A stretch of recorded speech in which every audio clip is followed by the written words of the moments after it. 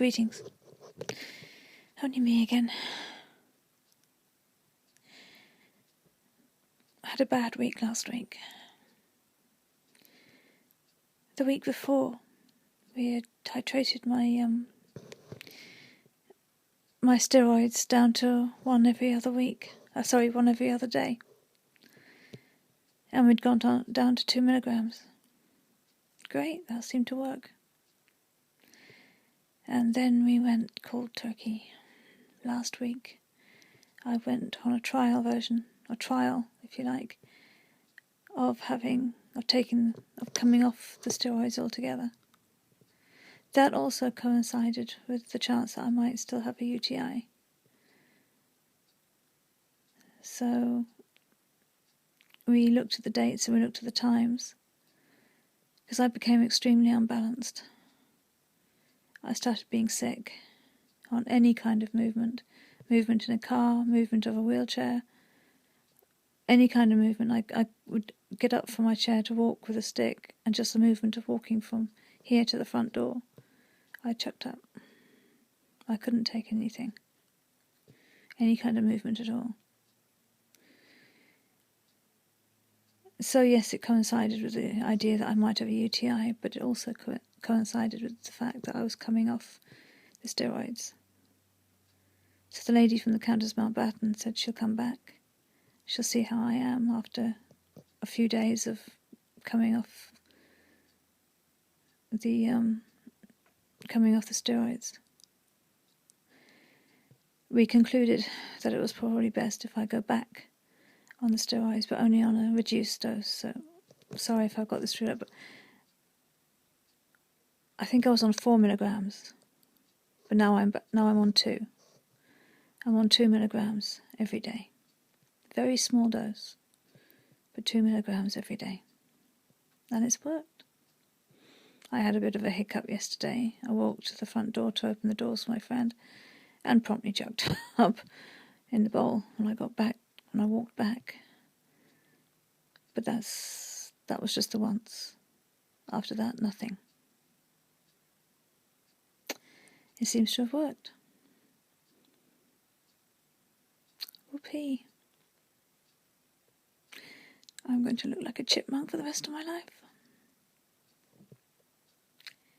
Why do I say it like that? It's because a cousin of mine, she's a cousin or an aunt, I don't know what she is, cousin I think, took my face in her hand. She kind of cupped my face like this, both sides, and said, "Oh, you do look like a sweet little chipmunk." That didn't go down too well. The only way I can show my disapproval of anything these days is to go quiet.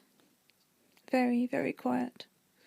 Don't answer anything, just eat my dinner, go into the sitting room, sit down, and do whatever they want to do. Just stay quiet. That was until she looked at my mum's beautiful photograph of the cruise and said she hadn't seen my mum look so plump.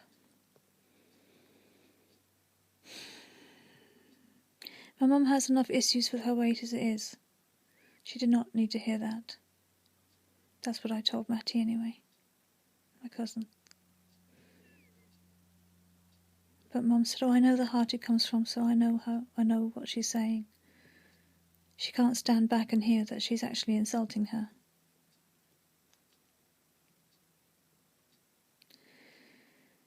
But like I said in my last podcast, it makes a difference what you say. It's not just what you say is the way you say it. You have to be very careful. If you're going onto a ward in a bad mood, you'll have to deflect that when you come to the patients. Otherwise it will influence your nursing. Before you step onto that ward, you take a deep breath, you put everything in context, and then you breathe out. You take another deep breath. You take about 3 or 4 of these deep breaths before you go onto the ward and see that patient who's been buzzer happy all night and is trying to get out of bed and is halfway out of bed with her legs straddled over the bars, and you've got to go over there and calm her down because she's screaming.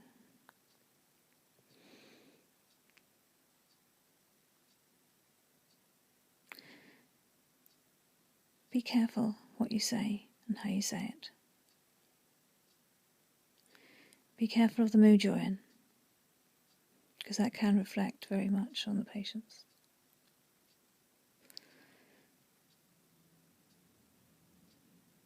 If this business of the 2 milligrams of dexamethasone, the steroid, continue, then I will continue to be on this drug for however long I am on this planet. That is for another podcast. Then so be it. My husband, really close friends, dear, dear, dear friends, have told me that it doesn't matter what I look like. It's the essence of who I am that counts. And they still see Gina.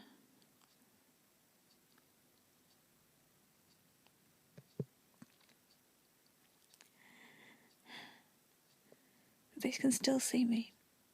I've always had a round face. I've always had a bubbly face. I just haven't happened to look like a chipmunk before. I'm sorry. I'm sorry.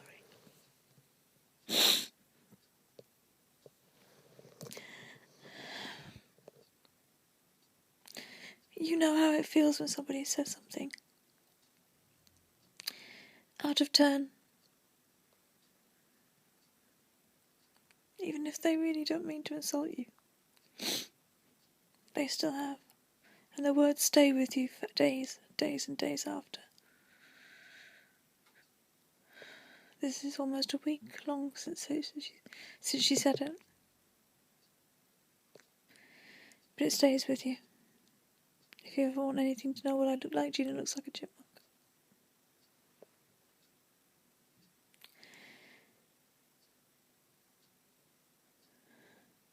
Don't allow the mood you're in reflect on your patient care.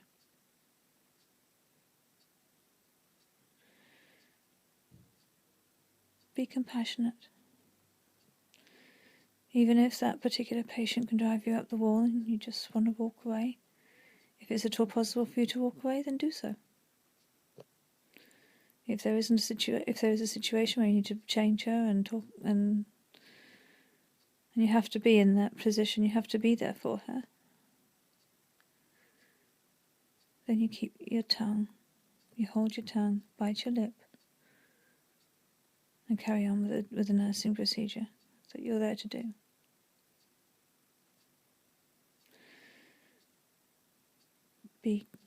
Have the courage to walk away sometimes. If the particular situation you can walk away,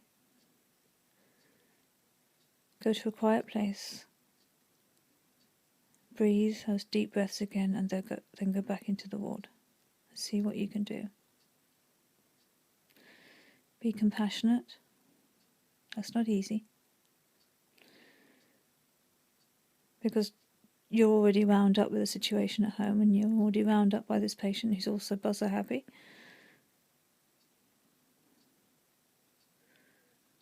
Another patient just wants to know what's going on.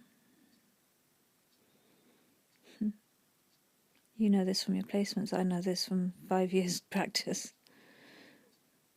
And there's plenty of people that will know what it's like on so many more years of practice.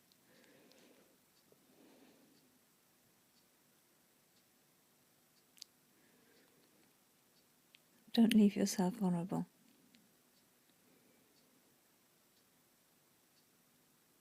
You know who you are. You're a qualified professional. You're compassionate. You're courageous. Think of other C's that situation comes, that would value that situation, would describe that situation. What sort of qualities do you have to be in a situation where you've just had a row with your husband or something like that, and you're walking onto the ward, and you could just as well walk onto the ward and you're really wound up, but you've got to go into a side room, take 4 deep breaths before you go into handover. And keep taking those deep breaths as well until you go onto that ward. You're less wound up. You've got your handover sheet there, so it describes everything that all these people have got, you know, what a handover sheet looks like. Organised through your little box system down the side as to what needs to do for that patient that day. But don't take your bad mood out on the patient. I could have easily hit Matty when she called me a chipmunk. And especially when she called my mum a plump. My mum defended her. It was priceless. I hope I'm making some sense here, because I'm not in the best of moods right now. I'm quite emotional, as you can probably gather. But sometimes it's the best time to make a podcast, because you see the reality. Those of you at Southampton University are being protected. Sorry. I believe in reality. You've got to see the real. You are in your placements. You can't be treated with kid gloves. You've got to go in there and experience nursing. Straight in. Sometimes they're straight out. But think of the 6 C's of nursing. I think of any other C's that my scenario, my real scenario, shows up. Till next time.